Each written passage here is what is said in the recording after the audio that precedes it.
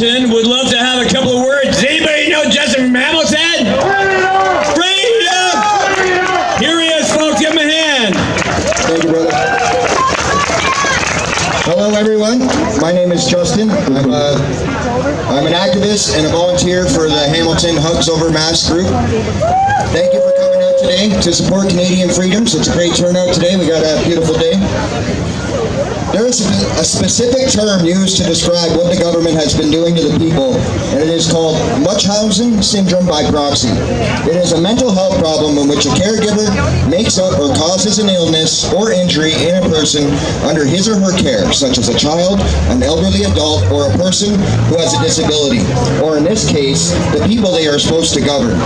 Fear makes you vulnerable, and because vulnerable people are victims, Munchausen syndrome by proxy is a form of abuse. If you were in a relationship where your significant other has demanded you cover your face when outside in public and only let you leave your house for essential needs, won't allow you to work, tracked your every movement constantly, threatened you with financial penalties or confinement in a cage if you disobeyed, would that not be considered abuse? So why is it any different when the government does it? The truth is, we are in a relationship with the government.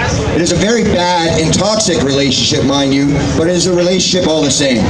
We as citizens are considered wards of the state, meaning they believe we are not mentally capable of governing ourselves. In fact, the very root for the word government in Latin comes from the meaning to control the mind. The best tactic to use when trying to usurp control from people is to keep them in fear.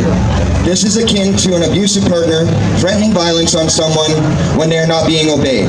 This is also the reason why the news is constantly pushing the narrative of rising case numbers.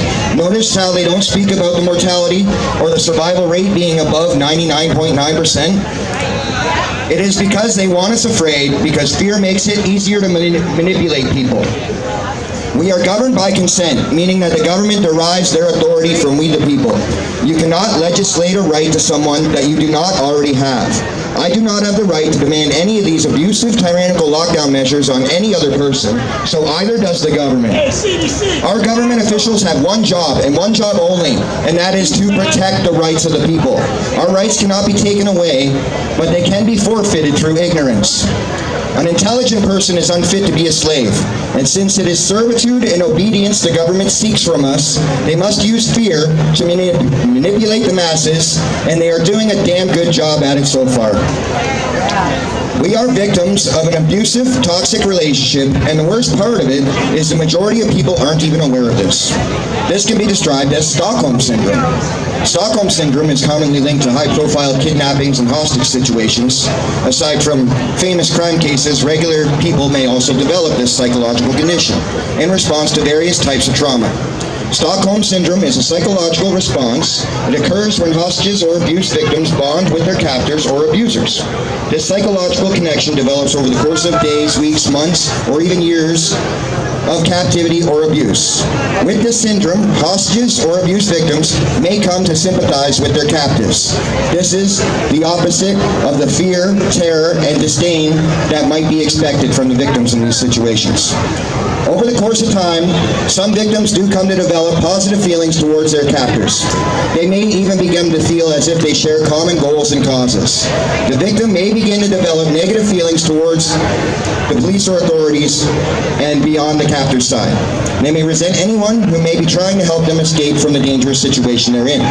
The very people we are trying to save from tyranny will hate us for it, and in some cases attack us for it. Just earlier today, I was at a bakery, and the owner of this bakery was a very polite gentleman, and he honored our exemption.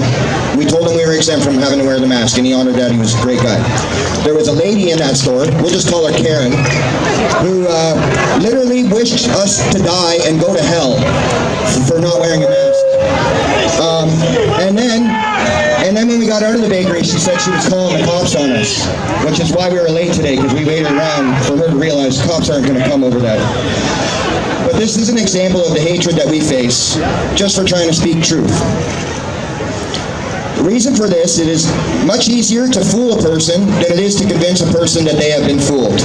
There was a psychological experiment done by the KGB in the 60s. They learned that if you bombard human subjects with fearful messages non-stop, then within a couple of months or less, most of the subjects are completely brainwashed to believe the false messages, to the point that no amount of clear factual information they are shown to the contrary can change their mind. Liberal MP Catherine McKenna was once caught on video making the statement that if you tell a lie and keep repeating it, then the people will eventually believe it. This is almost an exact quote verbatim to what the Nazi propaganda minister Joseph Goebbels has stated. Maybe her Nazi grandfather taught her this. Well, my grandfather taught me a few statements as well. One of those statements was, if someone calls you a horse, you better correct them before they throw a saddle on you. In other words, silence is acquiescence, meaning if you don't speak out against something, then it can be assumed that you agree with it. It is no coincidence that the countries who have had massive protests and spoke out against these lockdown measures are no longer under lockdown. And the countries that haven't risen up in united non-compliance, such as Australia, are facing harsher lockdown measures. And it's coming here to Canada.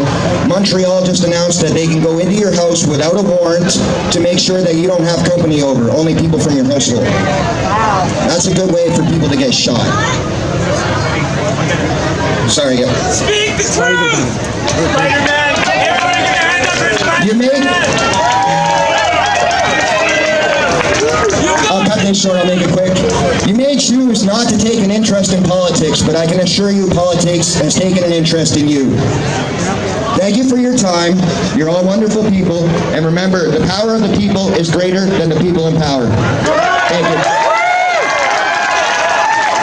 Thank you, my friend. Thank you. Hey, guys, George has a quick